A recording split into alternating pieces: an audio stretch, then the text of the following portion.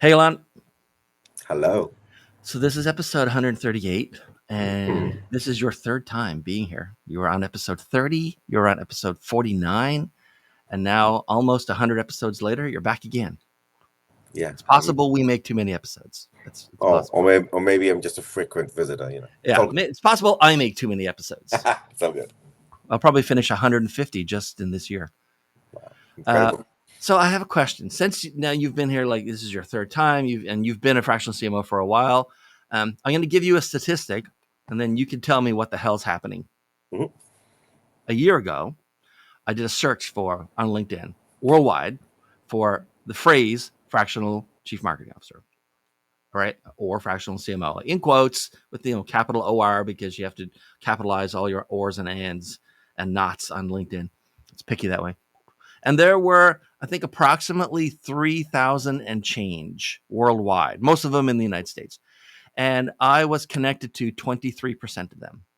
Now, when I do a search, I did a search a couple months ago, there were over 8,000 just 12 months later, from 3,000 and change, 34, 3,500 to like 81, 8,200. I'm still connected to 23% of them. So about 18, 1,900 fractional CMOs are my connections on LinkedIn.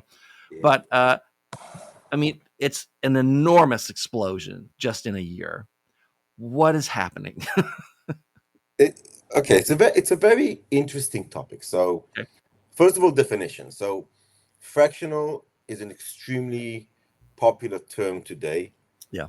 and it means I am working in some capacity that is not full time, with likely more than one client, right? It's probably becoming a business that does services, right? So what's happened is a combination of a few things, and let's have a conversation back and forth, not a speech by Yeah. minutes, okay? Number one, it is not sunny day, it's rainy day in tech.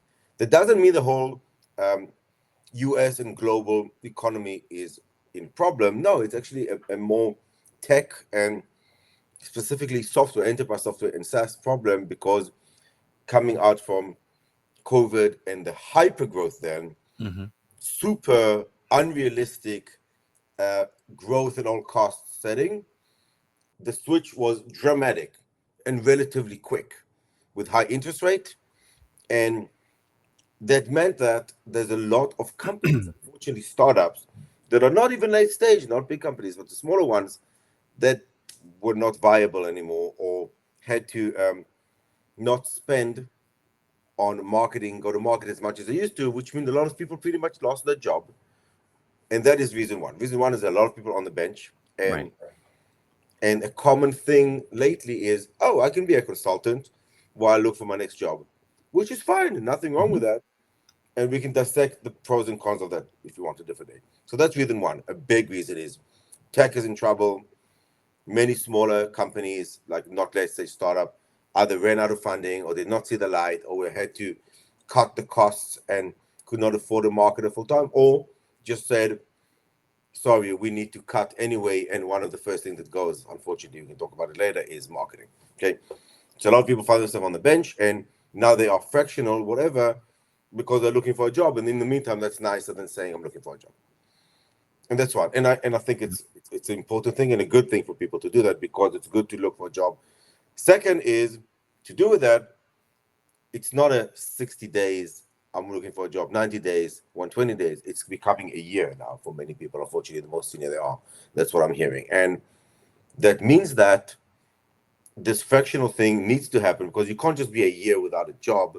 You want to do something in the meantime, advise us for companies, or take on clients that you would have never done full time for. And I see that as a massive positive, because two things. A, there's talent out there that is supply. So supply is very high. Right. Demand is not even close. So there's a supply demand, basic rule of economy issue.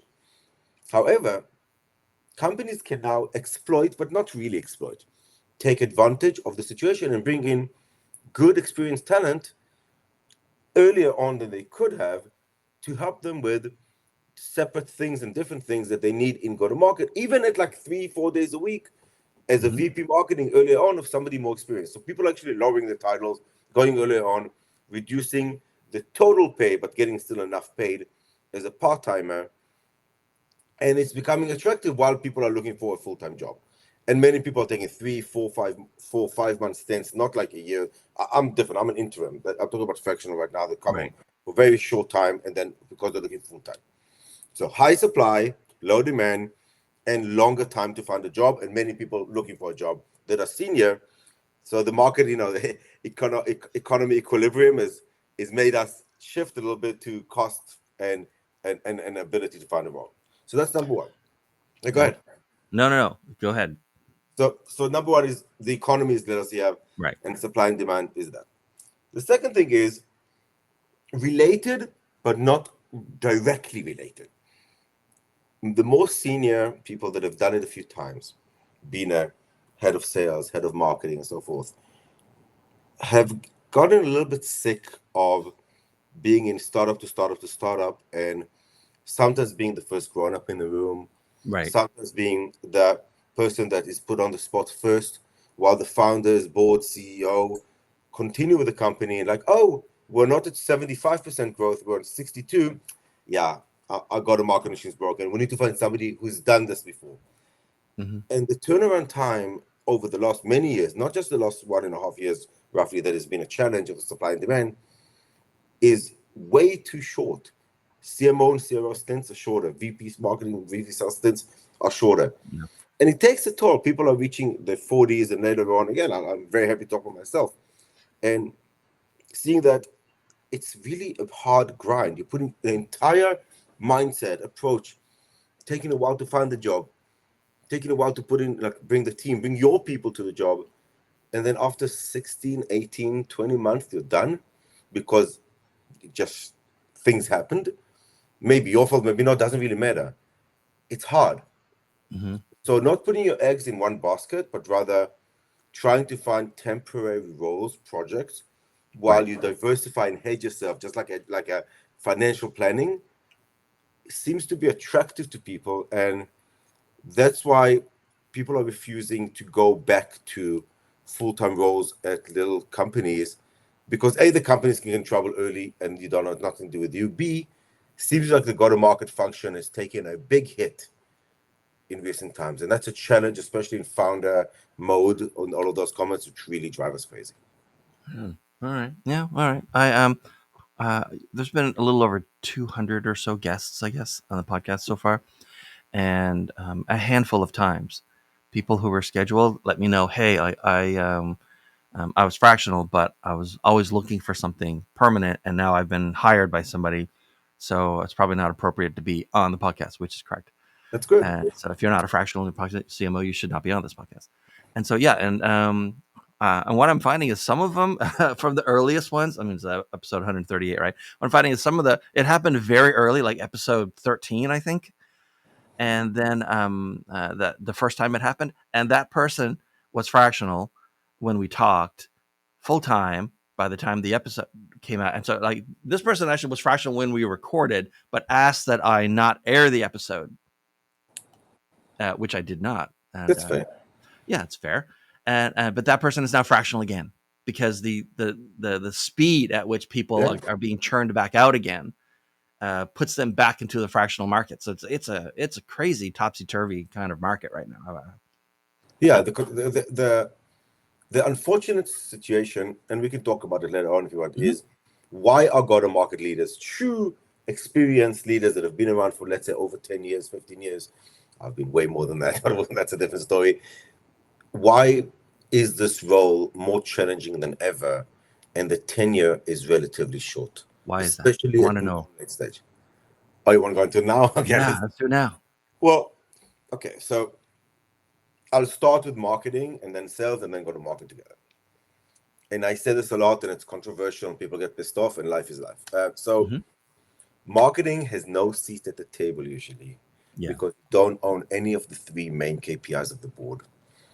And I know many CMOs, peers of mine, say that they own pipeline, but I'm sorry, you don't own pipeline. You are the main driver of pipeline, Right. but I've never seen a marketer in my life being able to put an account into pipeline and forecast. It's just you're physically not able to do that because you're not the account owner. Okay, Mm-hmm. so do you own pipeline as a number? You should, of course. Your pipeline should own all the main KPIs, but you don't own it. You're not the sole owner of pipeline, right? You're a co-owner of pipeline. Okay, Mhm. that's one. Two is we don't own net retention, we don't own gross retention. That's not us. We are main contributors to those. So in sunny days, when everybody was, hey, every startup became a bank, not a technology company, right? Yeah. Everybody took money because you grow. Today you mention AI, you think you're going to get it. Now it's not actually the same way. And then we spent on marketing, sales, and we grew until the reset, which is a healthy reset now to drive effective growth. So in rainy day, in sunny day, it's easy. People were around, but then Yeah. CFOs, boards started to say, okay, what's going on? Like, are we really growing well? Why are we spending so much? The first place that, unfortunately, still in the minds of VCs, especially boards, and also as the founders, is marketing. If we stop, it's not good, but we know that in short term to live, we must drive sales because we have to close deals. Right. Okay. And even though the numbers, and I can give examples from my life, marketing driving 70-80% of pipeline, truly driving, like owning, and even in high upmarket enterprise sales, it doesn't matter because if you nimble down, you still have to have a sales team. You still have to have some CS, Yeah. some account management, and that's like it is what it is. You can cut marketing first. And yeah, sure, do you still want to hang out, do a bit of marketing and do some brand awareness and obviously demand? Yeah, but then the CMO becomes less a strategic partner to the CEO. You're cutting marketing strategy first. And that's a challenge for CMOs or marketing leaders of like VPs and above, let's say, of different functions, because marketing strategy is taking a back seat. Demand grow effectively by driving and closing pipeline focused. The CRO gets elevated. Okay, because we have to have him. That's the lifeline, Right. the breathing air of the company. And which I understand, but that's a very short-term survival mode.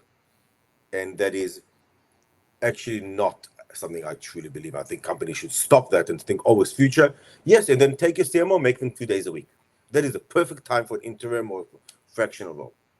Reduce cost, I give them stock. I've reduced some compensation sometimes from mostly cash to mostly stock because the company asked me to as an right. interim CMO. I loved it. I'm still here. I'm still part of the team. I am a partner to the CEO.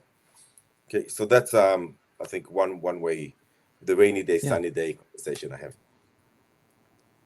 I think that's one. Now the second part of it is go to market is hard, especially if you're not PLG or SMB, micro SMB, and it's also not always an exact science.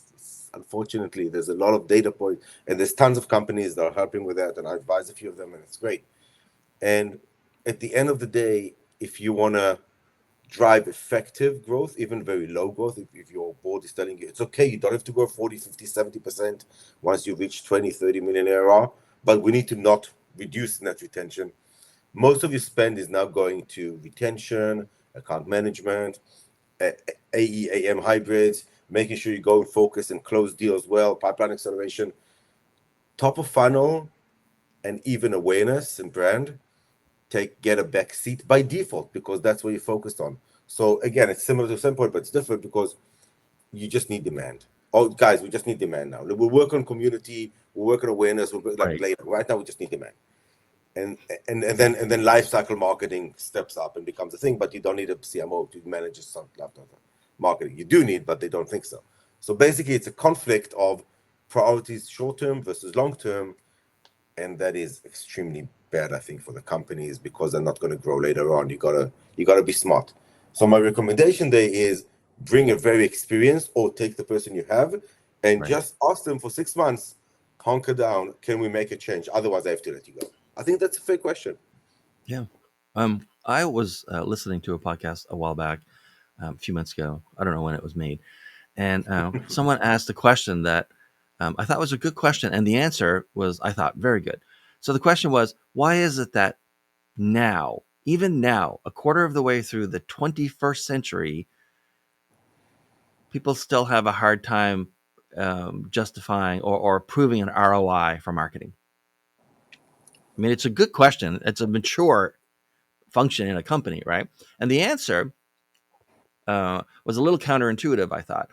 And the answer was the trap you can get caught in when you're the head of marketing and trying to prove its ROI is you get down in the numbers right away. And when you frame it as ROI, then of course it has to be about numbers. He said, but if you go up a level, you can see many examples in any industry you want to look at. There's at least one or two. He says, if the marketing function at a company is like really dialed in, like it really does a good job, it knows what it's doing, right?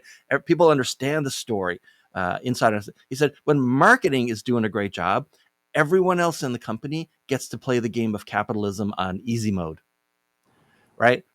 Nice. Cold calls get returned. Calls from the CEO, meetings happen, right? Oh, I've heard of you guys. I have a somewhat positive impression of you guys. Yeah, that might be interesting. Let's talk, right? He says if marketing is doing it right, everyone else's job gets easy. If marketing's not doing it right, it's very hard to prove that you're making anyone's job easy, and therefore you're trapped in the numbers. What do you think? I'll start by a comment and then I'm going to be super provocative. Yeah. Okay. The comment is my mantra, for example, when I join a company and usually upmarket, is never work a cold account again. That is my That's a promise good to line. deliver. Okay, that's like success. And it, of course, command brand awareness, market awareness, demand, warm accounts, engage, like tons of things, life cycle marketing, all that, right? And it's similar to what you're alluding here is marketing is influencing everything. So, for example, what percent of our pipeline is influenced on marketing? 100%, always. It's a silly question. We have a website. You see, like it's always. Can I capture that and attribute it? Whenever the word attribution leaves the marketing team, then it's trouble, because then you're trying to understand what caused what, and that is going back to my comment earlier that there is no marketing KPI, marketing only KPI at the board level, ever. Right? Leads gathered, not important. Pipeline, dollars, revenue, ARR, like always the same. Net retention, we know that, right? So, and that's good because that's the business KPIs. So that's why this exists. Now, marketing's influence is everywhere. But now let's talk about the provocative comment. It is this whole thing about marketing. I actually, unfortunately, think that most boards and VCs don't understand B2B marketing, and that's unfortunate. And understanding it is just saying that everything that's in your target audience of relevant SAM, says just market, Right. just knows about you, converts better, and does better if marketing does its job. But that's a hard argument. It's not like they understand sales, like stage, conversion, customer. They understand funnels. They understand brand in the cloud, like very top level. But it's very hard to articulate what is true B2B marketing. And that's why it takes a back seat. That's why this argumentative. It's not very clear cut. As you said, it's not based on data, 1, 2, 3, 4. And that's why always, whenever you say, you talk to board members, you talk to the founders, you talk to investors, and they all say, yeah, great, accounts and brand awareness and all that and what we're doing, and it influences, yes. But then you go to a board meeting and they want to see exactly the same view of lead gen, and that's marketing slide. Sure, you can add a slide of what stuff we did, but like show us the leads.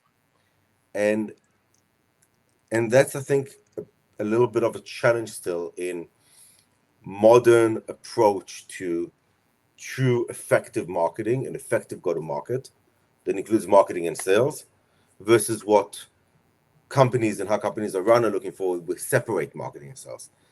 And sometimes you got to stop the separation. You got to look at it together. Yeah, I was in I was not participating but observing. I was in one of the chairs along the wall, not at the table, in a company's monthly meeting where once a month the various people on the executive leadership team had to give a presentation for like what they and their department had done to the CEO, and then the CEO would sort of like cherry pick certain slides, and in his, because it was a he, in his monthly meeting would show it to the board. And so at one point, the head of marketing, and this was an enterprise software company, so I don't know why they were advertising on Facebook in the first place, but had a slide that talked about how in the last month they had provided 3,000 leads to sales. Right, there were only like 30 people in all of sales worldwide. and if that. And the head of sales like chimed right in, and he says, "What the hell?" He swore, but what the hell are you talking about?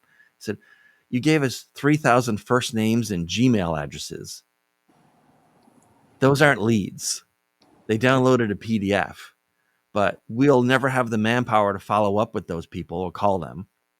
We have no idea if they're like even worth calling, and we didn't even get work email address, so we don't even know what companies were are interested in this." He said, "This is not leads. This is just noise." And I mean, it was very uncomfortable for both of them, I think, but especially for the marketing guy, because to him, success was through Facebook advertising. I mean, to understand, this is an enterprise software company, so any deal under $1 million would have been considered very small, right?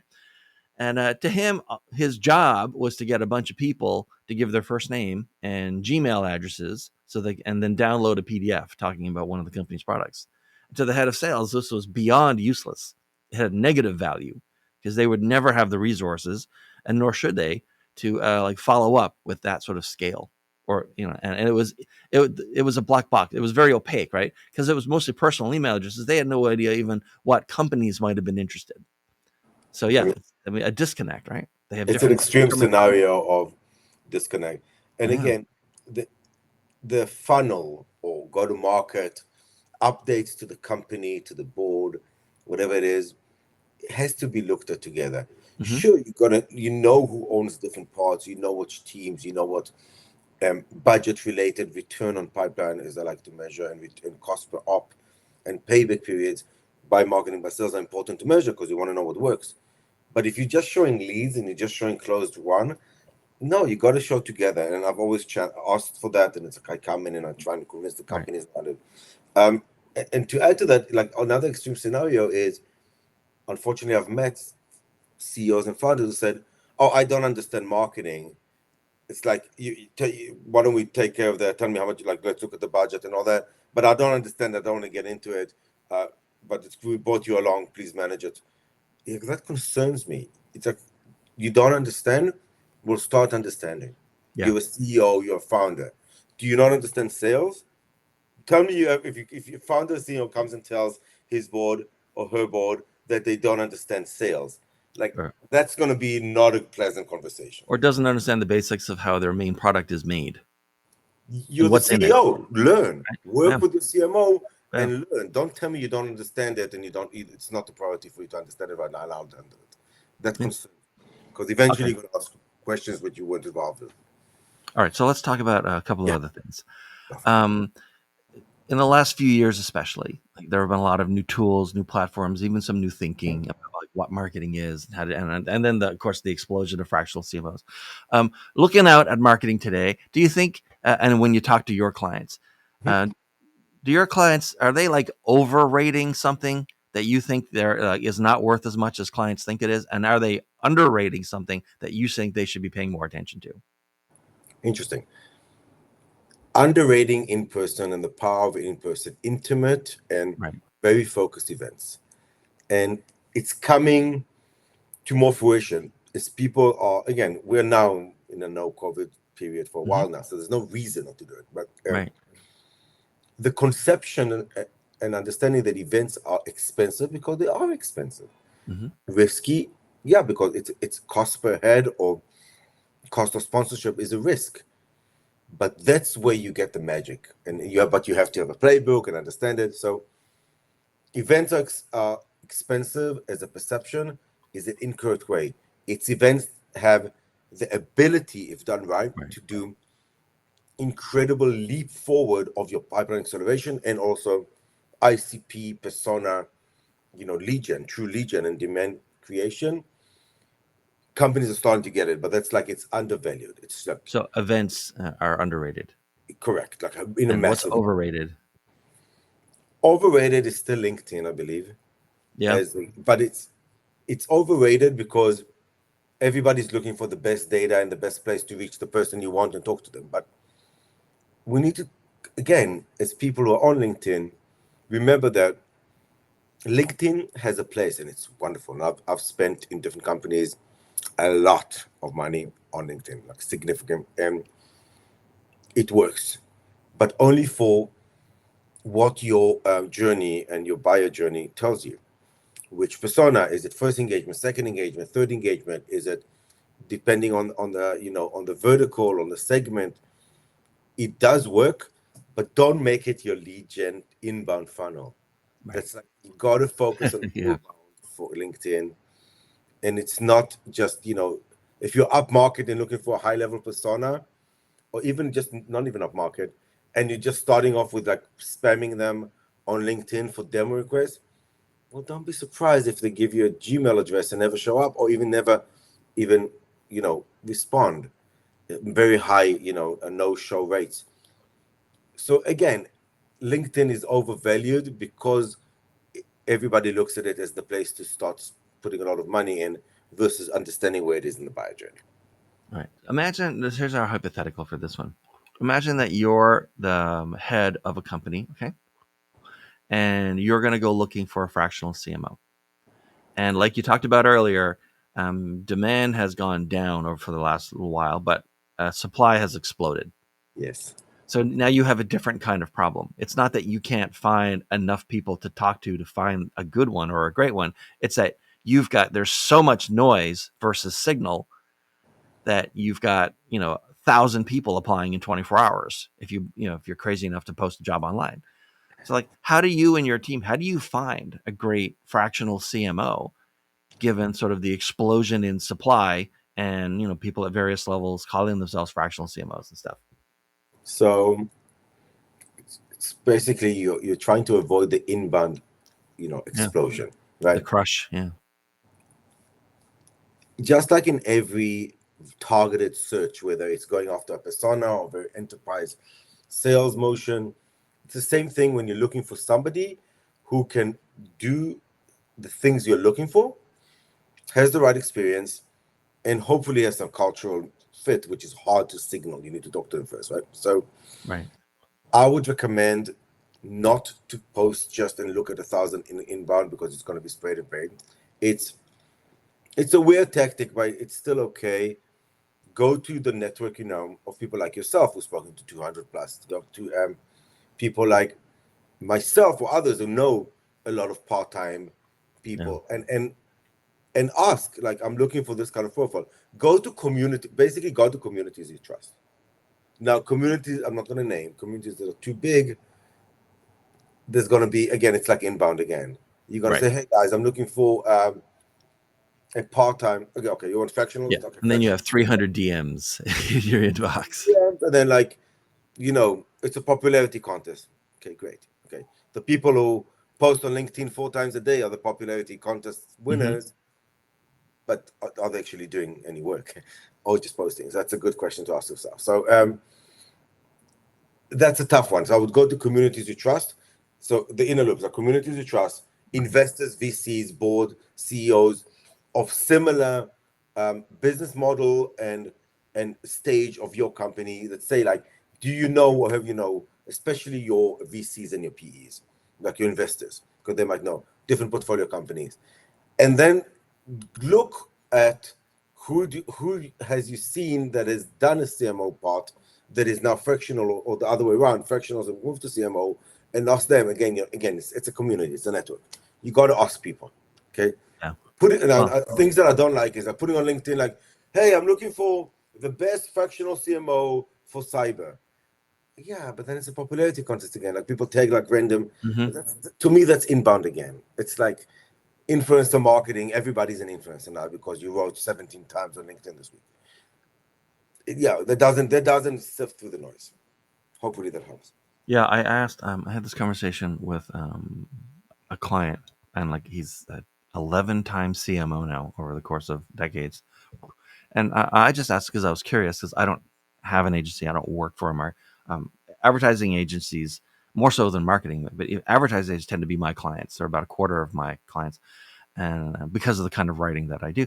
And I said, hey, I'm just curious, like, when you like start a new engagement, how do you find and choose an advertising agency or a marketing agency? Mm-hmm. And he said, usually I ask around. I said, how is that any different than 100 years ago? He says, I guess it's kind of not. Not just Just the communication Oh, vehicle has changed. the technology didn't make it easier. They just made it easier to get volume, but not with quality, I guess. Yeah, I mean, people's reputation and what they've done and experience and track record is still what matters when you want to hire somebody. Yeah. It's, I mean, again, I'll be again provocative against myself. I rarely post on LinkedIn, which is a shame. I should do more. I don't speak as much as I used to, in different engagements and all that. And I don't go to a lot of conferences and trade shows anymore because I honestly don't Right. always see the value. It's fun. It's nice meeting people, talking, always interesting, but it's not, the ROI is negative, truly. Um, and also my personal life. So, how would you find me, who might be a perfect fit if you're looking for a truly seasoned Yeah. part-time or interim CMO for an upmarket enterprise software company, which is what I've done many, many times? Mm-hmm. You probably will learn about me from people that if you ask them. But if you post on LinkedIn for people to like mention, or Right. if you post it into like a massive 10,000 people community of operators, yeah, that's, you might not meet me. So it's hard. Yeah. If you're looking for true help, um, don't think, again, you started with this saying the supply is massive. If you just ask for like, hey, tell me who is a good fit for this, you still might get the riffraff and not the true leaders on the Yeah. space. So let's invert that then.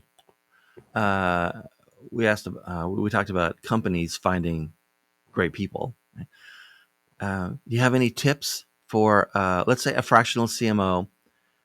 They just became a fractional CMO today. They were a full time CMO for, let's say, 10 years, and they've decided to go out on their own. They're fractional, right? How do they find clients?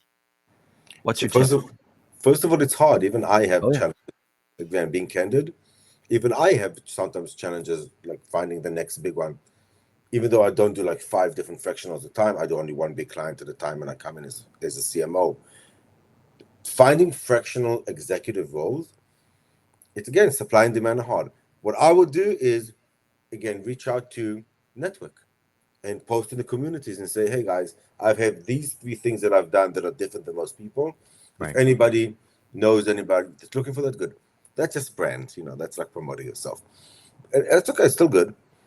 And then start having conversations, like start getting out there, go to roundtables, Mm-hmm. talk to your network, talk to any investor, VC, board member, CEO, even like peers of yours, and make sure that they know. And eventually, one of these companies will need somebody part time, and then also you can do outbound. There's nothing wrong with promoting your value outbound, not just saying, "Hey, look at me," but showing value. Content, whatever it is, helping, inviting these people. It's not easy today. Candidly, it's not easy. Right. Used to be very big inbound, but now it's not very big inbound world anymore. Yeah. Uh, I get asked that question by new fractional. I talk to a lot of fractional CMOs, as you might imagine. Like, I mean, if you look at the last 12 months, maybe 500 of them, and a lot of them are new to the sort of experience of being a fractional CMO. And in case anyone's never seen a clip of this before, or me, I'm not a fractional CMO, right? I Yeah, work with them. I'm one of the specialists that most of them have in a network with other specialties. They have an SEO person, and they have a graphics lady, and they have the sort of farmer type of copywriter who writes blog posts, and they have the hunter kind of copywriter like me who does outbound, all right, and talks to strangers and or finds strangers, and uh, the you want to tell people something that's very, very useful without hurting anyone's feelings. You know? And so what I tell them is the single biggest mistake I see, having talked to hundreds and hundreds of fractional CMOs who are out there looking for clients and stuff, is that especially for small businesses, there are marketing driven small businesses and there are sales driven small businesses. And the sales driven small businesses, those fractional CMOs are out there, they're meeting people, they're talking, they're participating, right? They're trying to get referrals, they're reminding people they exist, right? And you're in a sales driven fractional CMO business if all of your engagements are unique, right? No two customer projects are exactly the same. You're in a marketing driven business if you sell the exact same thing to everybody, And that way, even if it's services and you've productized the service, so it might be a bucket, and inside the bucket might be a little different, but Yeah. it's this bucket or that bucket. So I explained to them, I am in a marketing driven business. I sell three things.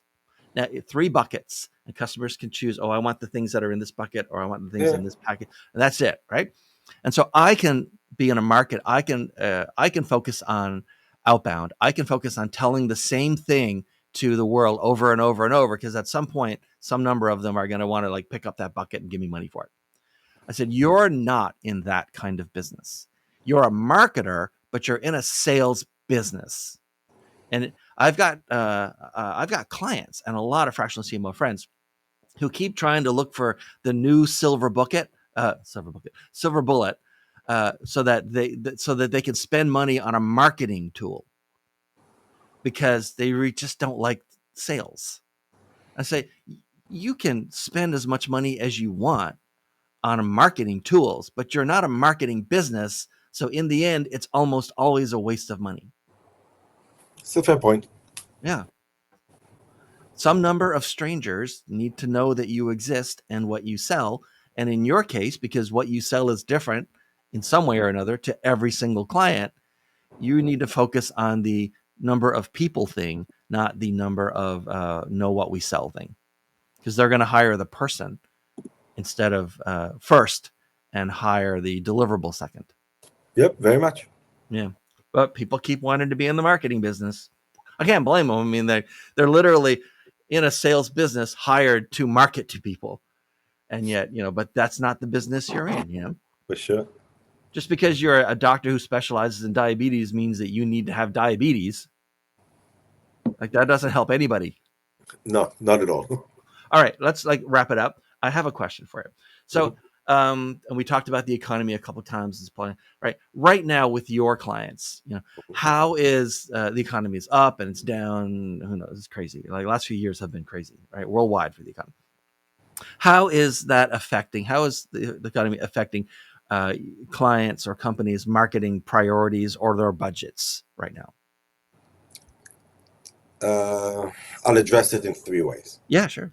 The first is people are trying to find shortcuts. And this is Mm-hmm. not just my clients, but also conversations I have with prospects and companies that are probably too small for me to take on as a CMO. Mm-hmm. They fall into what I call advisory for me. And I have a few of those. Trying to cut corners, meaning bringing influencers or my people like advising that are equity only, but trying to use us to open many doors. Now, nothing wrong with that, Mm-hmm. but that's not a demand engine. Okay. So shortcuts are okay Mm-hmm. sometimes, but that's not a way to scale, right? Building a demand engine that's hopefully repeatable in some way and later on scalable is the right way. And sure, using brand, using influencers, using different social related aspects is important, but that can't be your engine. So that's just an example. Cutting it's not just it's okay and it's a good tactic and it's fine, but you need to have depth behind it as well. So that's one. So again, that one I summarize as companies are still trying to cut corners Mm-hmm. instead of investing, and it costs a bit of money and time, but you have to because otherwise you're being opportunistic in a way. That's one. Second one is effective growth, and like in the clients I work with, and it's been there for a year and a half, even more now. It's still the name of the game. How do we scale what we can? How do we build what we can? How do we become more focused, more targeted, more aligned to the audience and the current ICP, like really, really, really narrow? And then scale is always a conversation that I have with clients. Right. It's a scary one because we need more, but you're not being effective. You're burning through, and you're spraying and praying, or not even spraying and praying so much, but you're just going in the wrong direction or spreading yourself too thin. Focus, getting into like really a true playbooks, and it focuses on the persona, the segment, the ICP that you need is important, and that's what's changing. I think even more now. The oh no, oh shit moment of growth at all costs versus effective. Okay, effective is not the new norm. Hey, it's actually good. Now, how do we do that? So that's the conversation du jour, how to become effective and Right. focus and spend only on what works, related back to our conversation of what's overvalued prior and Right. what to use. I think the third thing, how marketing or go-to-market is shifting, is there was a whole shockwave of an AI and technology and automation is like, this is marketing, this is go-to-market. Right. And we were all like, really? No. Per function, it elevates them, it's productivity, it changes the game in many ways, and that's great. But it doesn't replace strategy and it doesn't replace go-to-market. And I think now, after a bit of time and people like myself and others talking about, wake up, it's not what changes the company completely. Sure, it can change your product, but it doesn't change your go-to-market or your strategy. Companies and are understanding it, that AI is not a replacement strategy, but it's a disruptive function by function enhancer or crack, if you want to say whatever it is. Mhm. But it's not, you can't take your marketing and now have AI do it for you. That is a death spiral, which is unfortunate. All right. All right. Good answer. Okay. Well, it's time to wind down. Thanks for being here for the third time. I really appreciate that. That's kind of great. Who should be contacting you these days, and how should they get to you? So I thank you for that. I work with two kinds of audiences. I'm simple. Mm-hmm. Early stage or pre-B run companies, if they need help on what not to do or how to go around being effective or true experience, they can just link in me or go and get in touch with me, and I help them with advisory, and I have a lot of those, and I'm happy. And even I am open for the next big client. I have only one client that I'm coming as a CMO for interim time, and that is more later stage companies, usually post C, bigger companies that are basically they're moving from one to many into one to few, and that's a significant change agent need in the company. And I've done that many times, and that's what I love doing. So those are the companies that I work with. All right. And LinkedIn's the way to go. ALONWAKS. Yes, simple. All right. Thanks for being here for the third time. Maybe there'll be a fourth time. It's Who always knows? good to talk to you. Cheers, Dean. All the All best. right.